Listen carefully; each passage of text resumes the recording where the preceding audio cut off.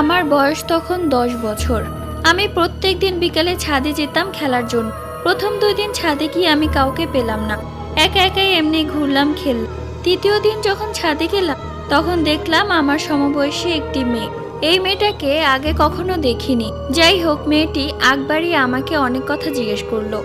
আমার নাম কি, কোন ফ্ল্যাটে থাকি, কোন ক্লাসে পড়ি, বাবা মা কে কে আছে, সবকিছু। আমি তাকে সবকিছুই বললাম। এরপর আমিও তাকে কিছু জিজ্ঞেস করলে সে কথা এড়িয়ে চলে গেল।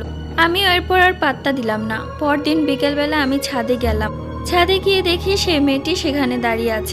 আমি তখন বললাম, কি ব্যাপার, কালকে তুমি চলে গেলে কেন? মেয়েটি কিছুই বলল না, কাঁদতে লাগলো। আমি বললাম, কি হয়েছে, তুমি কাঁদছো কেন? মেয়েটি অবশ্য তার হাত দিয়ে মুখ ঢেকে কান্না করছিল। তখন আমি তার মুখ থেকে হাত সরা।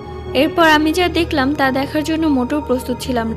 হাত সরিয়ে দেখলাম ওর মুখটা পুড়ে ঝলসে গেছে, কিন্তু একটু আগেও ওর মুখটা ভালো ছিল।